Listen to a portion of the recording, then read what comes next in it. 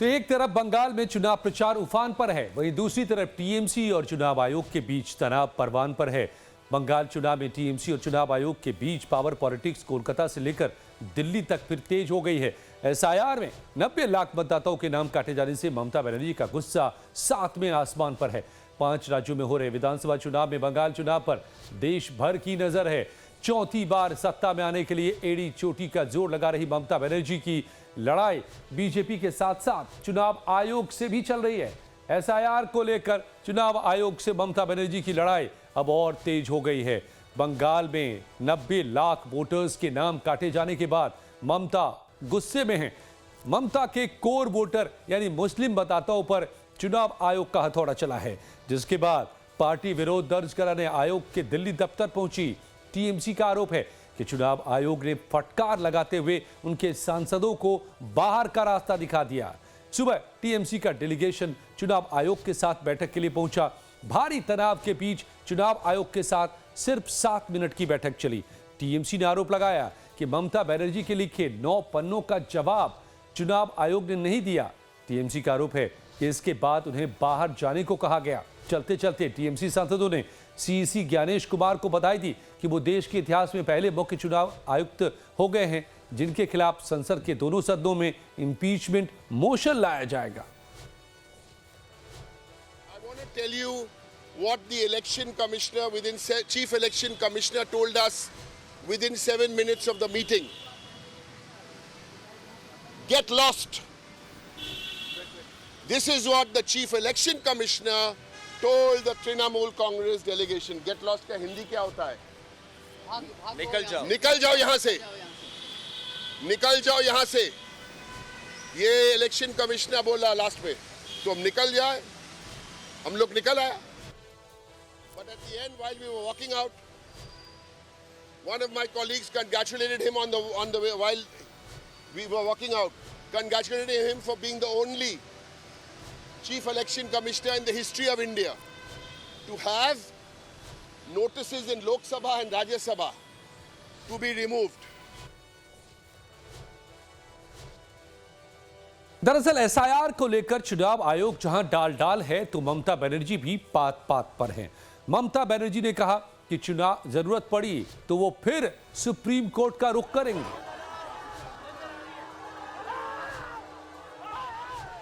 যেগুলো জাজেরা ক্যান্সেল করেছে কিন্তু তার আগে কেন ফ্রোজেন করে দিল ভোটিং রাইটসটা ফার্স্ট ফেজে? এটা আমার মাথায় ঢুকছে না।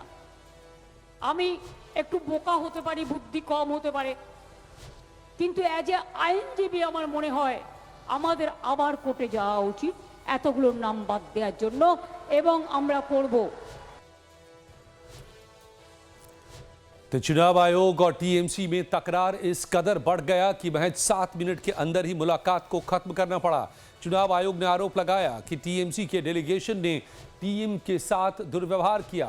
चुनाव आयोग के इस पर चुनाव आयोग ने भी जवाब दिया है। टीएमसी के गुस्से को और इसने भड़का दिया। पार्टी ने चुनाव आयुक्त ज्ञानेश कुमार पर अब झूठ बोलने का आरोप तक लगा दिया है। और ज्ञानेश कुमार झूठ बोल रहे हैं। अभी तो मीडिया को भी घुसने नहीं दिया जाता इलेक्शन कमीशन के ऑफिस में। पहले पॉलिटिकल पार्टीज इलेक्शन कमीशन के ऑफिस के अंदर प्रेस कॉन्फ्रेंस कर सकते थे, अभी वो भी बंद हो गया है। चुनाव आयोग ये सोचते हैं कि वो इस देश को चला रहे हैं बीजेपी के तरफ से। मैं सिर्फ चुनाव आयोग और ज्ञानेश कुमार को ये बता देना चाहता हूं और याद दिला देना चाहता हूं कि you are the election commission of India, you are not the election commission of government of India. तो बंगाल में जिन 90 लाख मतदाताओं के नाम काटे गए हैं, बताया जा रहा है कि उनमें ज्यादातर मुस्लिम वोटर्स हैं। बंगाल चुनाव घोषणा से पहले और अब बीच चुनाव में भी एसआईआर को लेकर बार बार इलेक्शन कमीशन पर आरोप लगाने वाली टीएमसी पर बीजेपी ने भी निशाना साधा है। Final voter list not, those who are thinking that their name are wrongly deleted, they may go to tribunal. Tribunal will decide.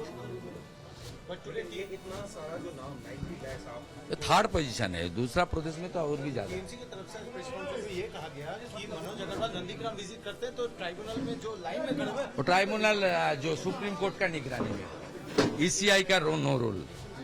Tribunal all जजेस एक्स जजेस, वहाँ ईसीआई का कोई रोल ही नहीं है। ऐसा फालतू बात। वो आरी जब तक था उनको लूट करने का मौका दिया था, इस बार मनोज अग्रवाल लूट करने का मौका नहीं दे रहा है, इसलिए उनका खिलाफ बोल रहा है। देखो, टीएमसी के साथियों को, मित्रों को बिना मांगी एक सलाह देंगे। देखो, चुनाव भी निपट रहा है, उसके साथ साथ टीएमसी भी निपटती जा रही है। तो भैया जो बचा खुचा समय है उसमें आप चुनाव लड़ने में अपनी ऊर्जा खर्च करो, ना कि चुनाव आयोग से भिड़ने में आप लगे हुए हो। अगर आप चुनाव लड़ने से में ऊर्जा खर्च करने के बजाय चुनाव आयोग से भिड़ने में लगे रहोगे तो फिर आपका अंजाम क्या होगा समझ लो आप। तो बंगाल चुनाव में चुनाव आयोग सियासी अखाड़े का अड्डा बन चुका है। मुख्य चुनाव आयुक्त गणेश कुमार बिहार विधानसभा चुनाव से ही विपक्ष के निशाने पर रहे हैं और अब बंगाल चुनाव में भी सबसे ज्यादा निशाने पर हैं।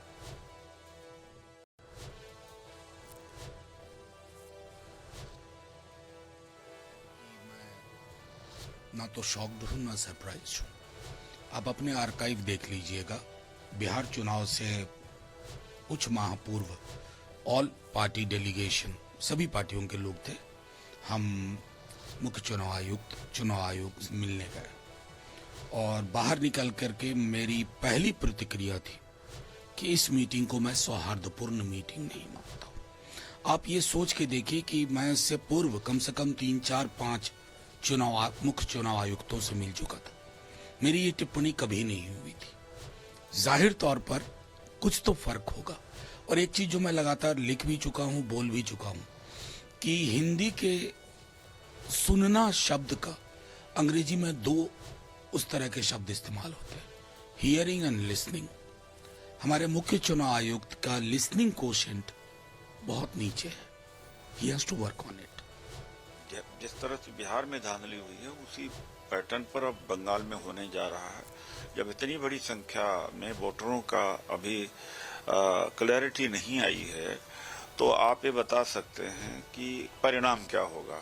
तो ये कोई लोकतंत्र नहीं है, ये इलेक्शन कमीशन की बेईमानी है और दुर्भाग्य से अदालत ने भी कोई ऐसा कदम नहीं उठाया जिससे कि यह जो असंवैधानिक कार्य हो रहा है, जो इलेक्शन कमीशन कर रहा है, वो उसके ऊपर रोक लग सकती है। देखिए, 90 लाख वोट काट दिए। इलेक्शन कमीशन तो भारतीय जनता पार्टी का एजेंट बनकर काम कर रहा है और उनमें ज़्यादातर मुसलमानों के वोट हैं। भारतीय जनता पार्टी की ये बड़ी साजिश है और ये साजिश सिर्फ बंगाल के अंदर नहीं, पूरे भारत के अंदर भारतीय जनता पार्टी करेगी। मेरा कहना है सारे विपक्ष को संजीदगी से सोचना पड़ेगा कि देश के लोकतंत्र को किस तरह बचाना है। तो एक्स पर पोस्ट कर चुनाव आयोग ने भी टीएमसी के सभी आरोपों को खारिज किया है और पश्चिम बंगाल में भय मुक्त, हिंसा मुक्त, धमकी मुक्त, प्रलोभन मुक्त और बिना किसी गड़बड़ी के चुनाव कराने का फिर से दावा किया है। एक्स पर चुनाव आयोग की भाषा को लेकर भी सियासी विवाद शुरू हो गए। टीएमसी के साथ ही दिल्ली की आम आदमी पार्टी ने भी चुनाव आयोग को लपेटे में ले लिया। Mr. Kumar, you sit at the head of a constitutional body, the Election Commission, which is paid for by taxpayer money. It is not your business to issue open threats in the vilest language possible, the language of a street bully, to the second largest opposition party in India. It is not your job to disenfranchise crores of valid voters who make up the largest democracy in the world. You have done this at the behest of your masters, the BJP, and you believe that you are untouchable. But let me give you some straight talking, Mr. Kumar. We too want special polls this time. We want polls that are free from Delhi's control. जो उनके letter पर BJP की stamp पिछले दिनों viral हुई थी, वो कोई क्लरिकल मिस्टेक नहीं थी, बल्कि भारतीय जनता पार्टी की स्टैंप लगवाकर ही चुनाव आयोग अपने सारे फैसले करता है। आज का जो चुनाव आयोग का व्यवहार था, जो चुनाव आयोग की भाषा थी, जो उनकी पोस्ट लिखने का तरीका था, वो किसी भी चुनाव आयोग के अधिकारी का तो नहीं हो सकता है। वो बीजेपी की भाषा और एक पॉलिटिकल पार्टी की बात करने की पद्धति नजर आ रही थी, जिससे बिल्कुल स्पष्ट होता है कि चुनाव आयोग के सभी पदों पर भारतीय जनता पार्टी के लोग काबिज हो गए हैं। भारतीय जनता पार्टी का कब्जा चुनाव आयोग पर है, जिसके जरिए वो पॉलिटिकल पार्टियों के खिलाफ काम करता है। पश्चिम बंगाल के अंदर टीएमसी के खिलाफ चुनाव आयोग भारतीय जनता पार्टी के साथ मिलकर लड़ रहा है।